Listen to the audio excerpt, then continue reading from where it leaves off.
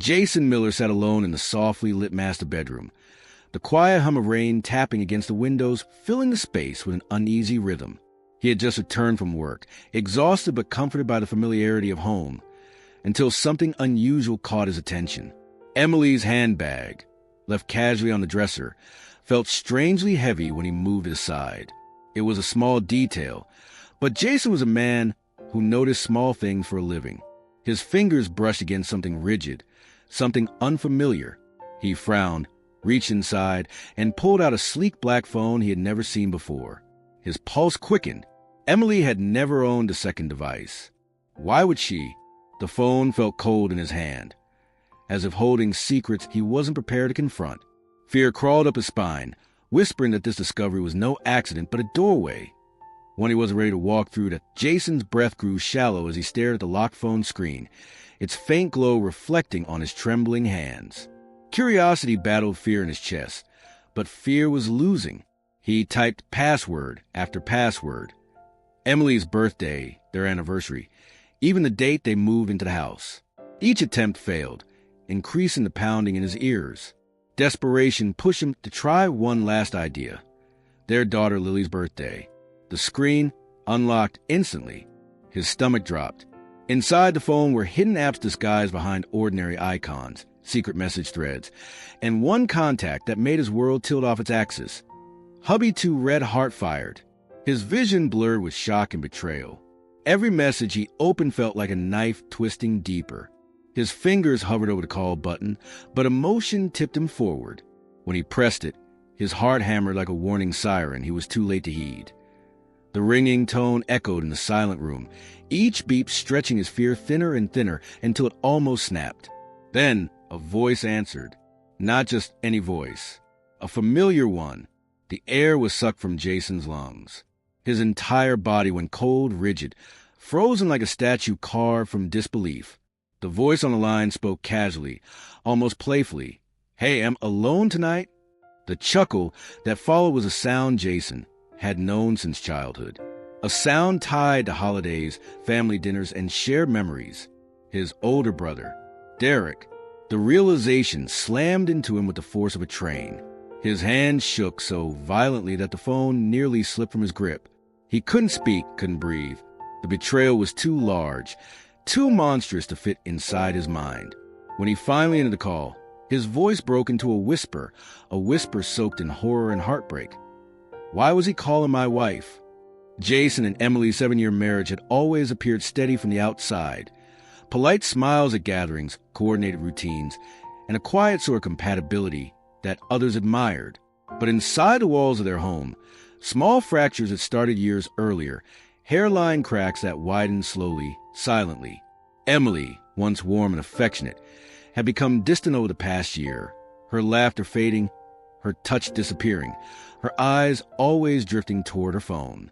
Working late became her daily explanation, offered with a tired smile that no longer reached her eyes. Jason tried to ignore the knot in his chest, telling himself stress was normal, that couples changed. But deep down, something felt off.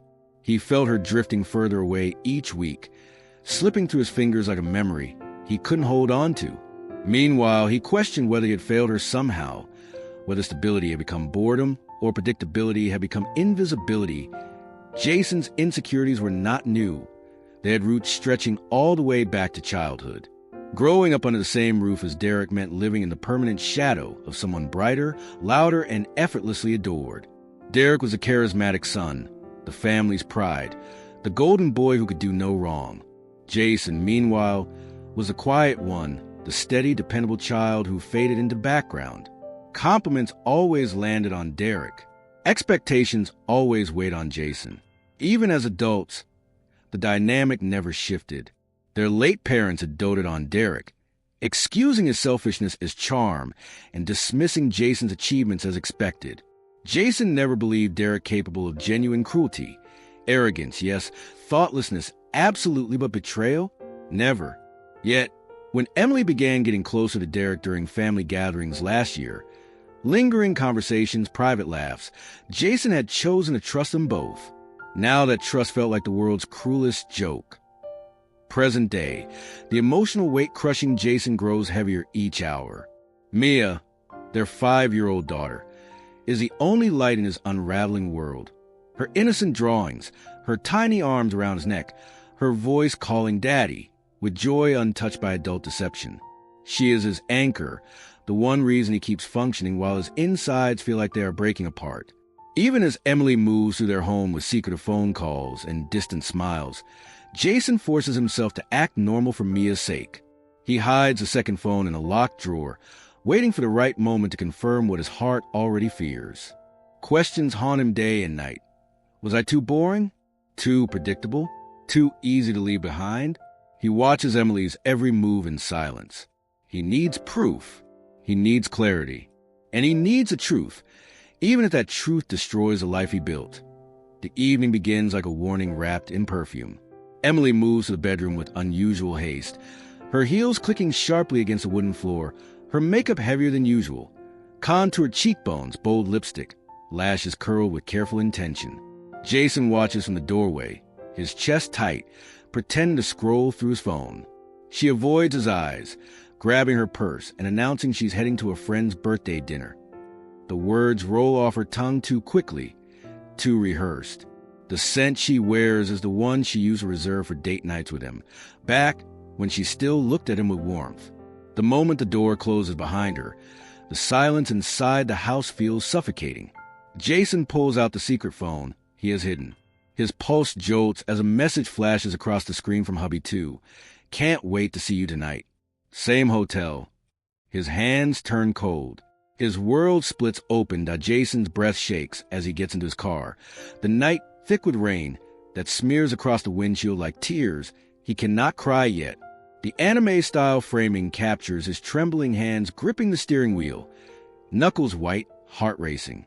He keeps a distant tail on Emily's car, headlights off, following her through the winding suburban streets and into the city. Every red light feels like a countdown to devastation. When she pulls into a hotel parking lot, not a restaurant, not a friend house, his worst fears coalesce into reality.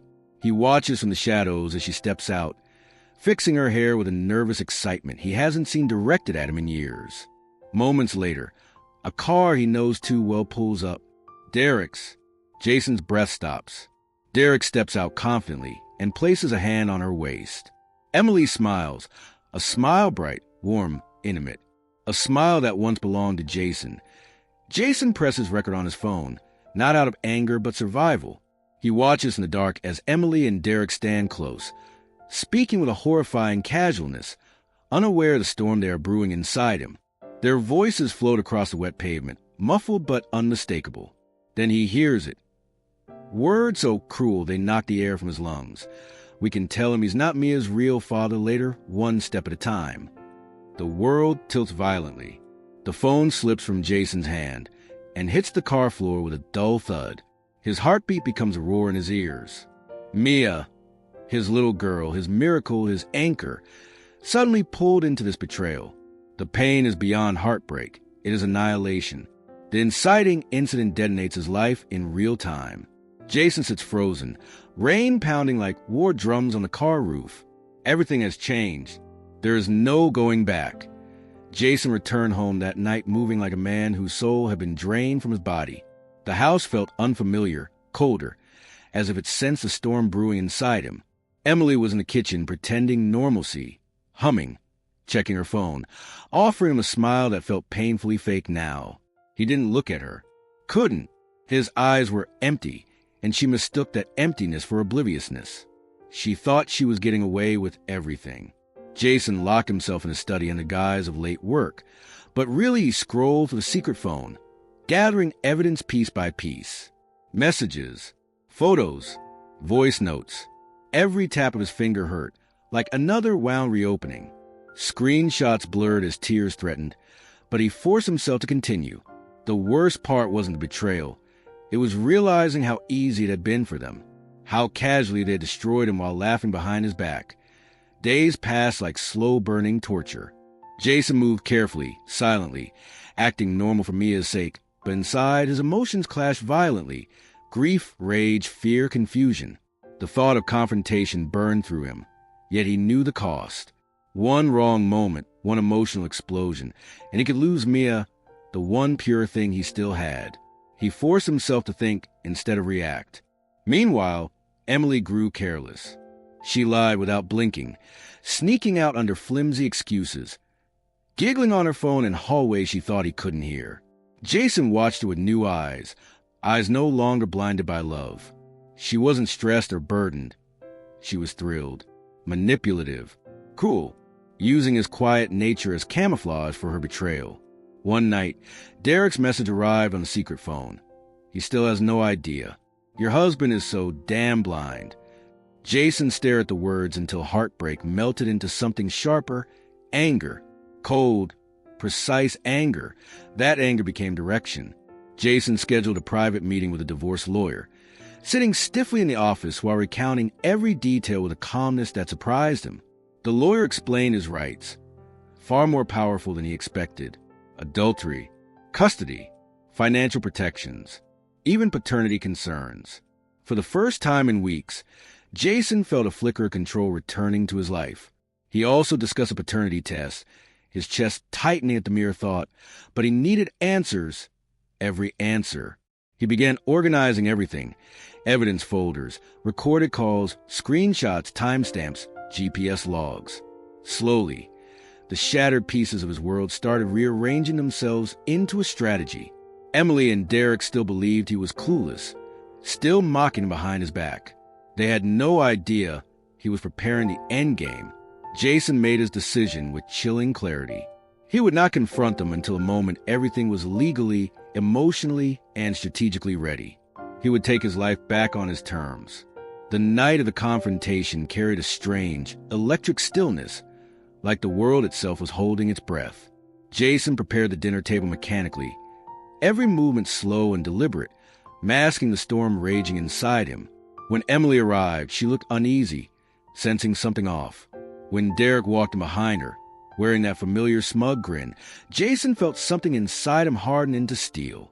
They assumed this dinner was a reconciliation attempt, Jason's naive effort to fix things. He stayed calm, too calm, as they ate in silence broken only by the clinking of cutlery.